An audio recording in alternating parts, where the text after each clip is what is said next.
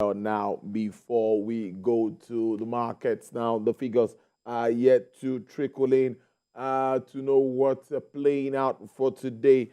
Let's take you outside our shores first and tell you that Asian shares struggled today ahead of China's data, as unlikely to amplify the calls for a serious stimulus, even as Beijing seems deaf to the calls, while rising treasury yields seems to be deaf to the calls, while rising treasury yields pressured sky-high valuations and on tech and underpinned the dollar. MSCI's broadest index of Asian Pacific shares outside Japan is down, another 0.2% down, and after shedding 2% last week. Japan's Nikkei was off 0.1%, CSI 300 index 3.4%, and S&P 500 0.2%, Nasdaq 0.3%.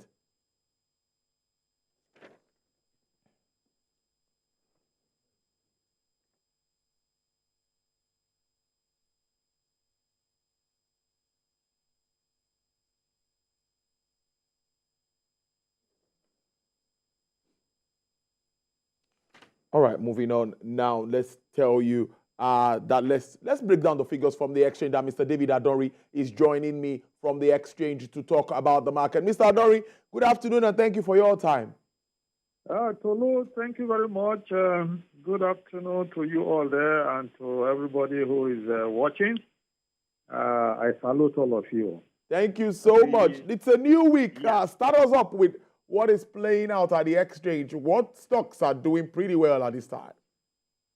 Okay, although the market declined slightly today, losing just about 0.1% as a result of decline in the prices of some major companies, including Okomo Oil, Palm, Zenith Bank, GT Bank. Eternal Oil came down heavily, losing about 9.9%. So those were the stocks that dragged the index down today, notwithstanding the appreciation by New Gold ETF. New Gold ETF almost hit a maximum appreciation to be of 10%. But if you look at the gainers, actually the minor equities market.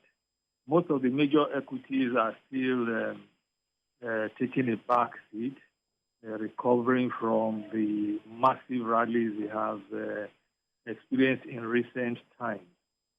And so it's not surprising. Perhaps there is a little decline in macroeconomic liquidity, especially filtering into the financial market, considering the fact that last week CBN was at the primary market with the open market operations issue, wherein a lot of funds were mopped out of the financial system. So that may have affected inflow of liquidity to the equities market. Then secondly, also perhaps from the perspective of the result released by Central Bank of Nigeria last week, for the first time in a couple of years, the financials did not portray a very healthy position as it concerns the bank's net liquid asset. So that may have a little bit eroded investors' confidence and hence sent investors into taking a little refuge in debt. Because if you see, debt, the yield on debt also increased last week. So, but by and large, there is nothing to either drive the market upwards or downwards. What we have is a market that is now driven by the forces of supply and demand. The market is stable to look, is reasonably stable. Thank you. Well, it's a good way to start the week, and let's hope that the market stays stable and, of course, sustains the green. We want to see the green all through the week. Let's see how that plays out. I will keep a tab and follow up with you. Thank you so much, Mr. David Adonri. It's very good to start up the week with you talking market analysis there. Always a pleasure.